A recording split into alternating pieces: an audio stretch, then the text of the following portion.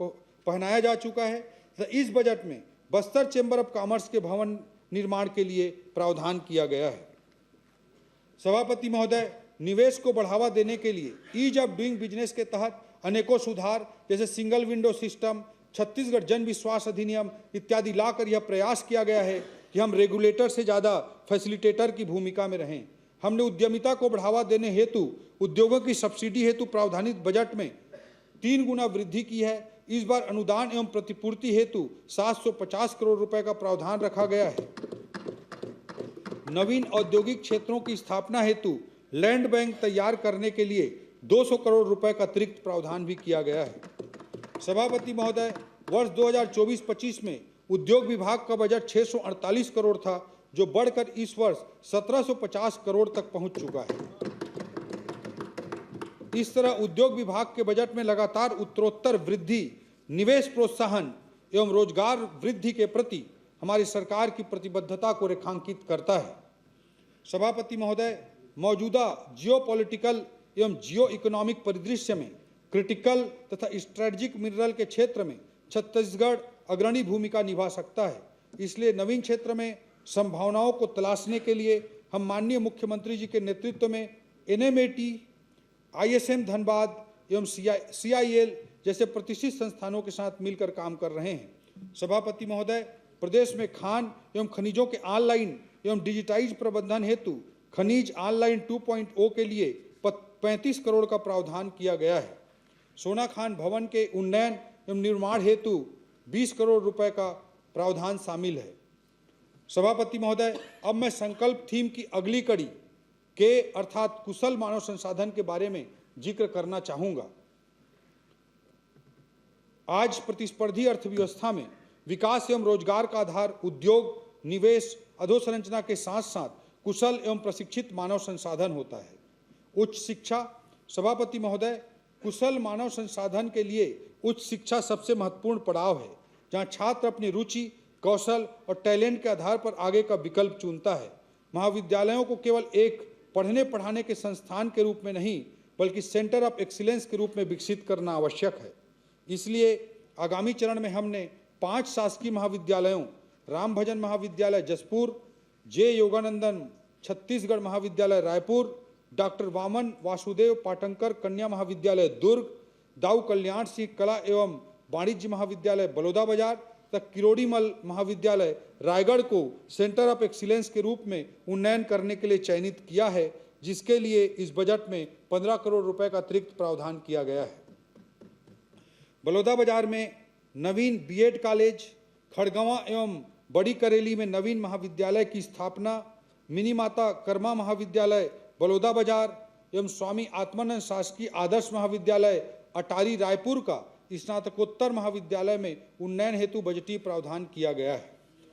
सभापति महोदय, चित्रकोट, भानु प्रतापपुर, पोड़ी बचरा कोरिया, बागबहरा जसपुर, जरहा गांव मुंगेली एवं सिर्री धमतरी सहित 25 कॉलेजों के भवन निर्माण के लिए 25 करोड़ का प्रावधान किया गया है।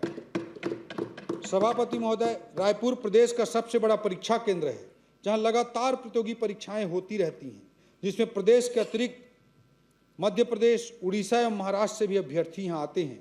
इसे ध्यान में रखते हुए और रायपुर को एक बड़े परीक्षा केंद्र के रूप में और विकसित करने के लिए एक मेगा परीक्षा केंद्र स्थापना हेतु 25 करोड़ रुपए का प्रावधान इस बजट में किया गया है। इससे राज्य को प्रतियोगी परीक्षाएं करवाने में सहूलियत होगी, छात्रों को भी इसका लाभ प्राप्त होगा और रायपुर एक बड़े परीक्षा केंद्र के रूप में आसपास के राज्यों के बीच में डेवलप होगा।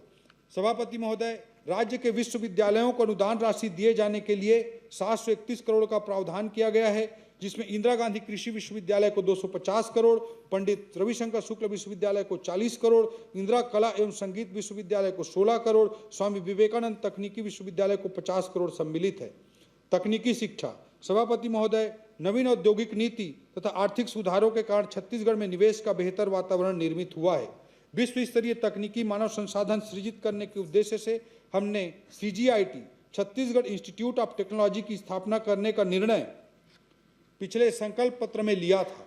अभी तक 4 CGIT कबीरधाम, जसपुर, रायगढ़ तथा जगदलपुर प्रारंभ किए जा चुके हैं तथा 3 नए CGIT रायपुर, बिलासपुर एवं दुर्ग हेतु इस बजट में प्रावधान किया गया है। सभापति महोदय, ITI तथा पॉलिटेक्निक संस्थाओं के अधोसंरचनात्मक उन्नयन और सुदृढ़ीकरण के लिए 50 करोड़ का प्रावधान भी किया गया है। स्वामी विवेकानंद तकनीकी विश्वविद्यालय भिलाई को राष्ट्रीय शिक्षा नीति 2020 के क्रियान्वयन हेतु 20 करोड़ प्रदान किया जाएगा। सभापति महोदय, PM सेतु योजना के तहत ITIs को अपग्रेड करने के लिए भी बजटीय प्रावधान किया गया है।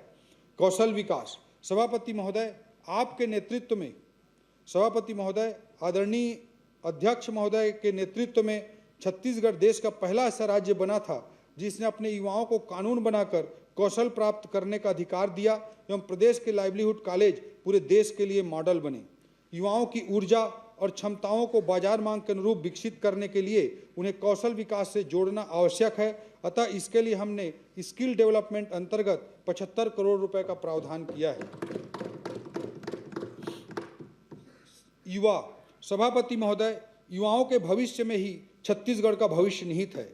अतः हमने अपने युवाओं को विभिन्न स्तरों पर आवश्यक संसाधन, सहयोग एवं मार्गदर्शन प्रदान करने हेतु बजट में प्रावधान किया है। हमने संकल्प पत्र में युवाओं के करियर काउंसलिंग की व्यवस्था करने का उल्लेख किया था, जिसकी पूर्ति के लिए इस बजट में 10 करोड़ का प्रावधान किया गया है। हम नालंदा लाइब्रेरी को पढ़ाई के साथ साथ युवाओं के करियर एवं उद्यमिता मार्गदर्शन का भी केंद्र बनाएंगे। सभापति महोदय, हमारे युवा राष्ट्रीय स्तर पर उपलब्ध अवसरों के लिए प्रतिस्पर्धा कर सकें, इसके लिए उन्हें परीक्षा की तैयारी में आर्थिक सहायता हेतु हम एक नई योजना ला रहे हैं। इस योजना का नाम CGS assistance for competitive exams है, जिसके 3 घटक हैं: उड़ान, शिखर एवं मंजिल। उड़ान अंतर्गत नीट, क्लैट एवं JEE प्रवेश परीक्षाओं की तैयारी के लिए आर्थिक मदद की जाएगी। शिखर अंतर्गत UPSC एवं CGPSC चयन परीक्षाओं की तैयारी के लिए प्रतिभाशाली युवाओं को आर्थिक मदद की जाएगी। और मंजिल के अंतर्गत बैंकिंग, SSC एवं रेलवे चयन परीक्षाओं की तैयारी के लिए प्रतिभाशाली युवाओं को आर्थिक मदद की जाएगी। इस योजना के लिए 33 करोड़ रुपए का बजटीय प्रावधान किया गया है। सभापति महोदय, वैसे मेधावी छात्र जिन्हें शासकीय हॉस्टल की सुविधा उपलब्ध नहीं हो पाती, उनको संभाग स्तर पर स्वयं के व्यय से रहने की व्यवस्था करने पर आर्थिक सहयोग देने हेतु हम एक नई योजना, मुख्यमंत्री शिक्षा सहयोग योजना लेकर आ रहे हैं, जिसके लिए इस बजट में 10 करोड़ रुपए का प्रावधान किया गया है। सभापति महोदय, हमारी सरकार संकल्प पत्र में किए गए वादे अनुसार रिक्त शासकीय पदों को भरने के लिए भी प्रतिबद्ध है। आपके मोबाइल पर तुरंत आएगी ब्रेकिंग न्यूज। स्क्रीन पर सबसे पहले दिखेगी बड़ी खबर। देश दुनिया की हर खबर एक जगह। अब आपके मोबाइल पर तुरंत फटाफट इंस्टॉल कीजिए न्यूज़ नेशन ऐप और रखिए खुद को अपडेट।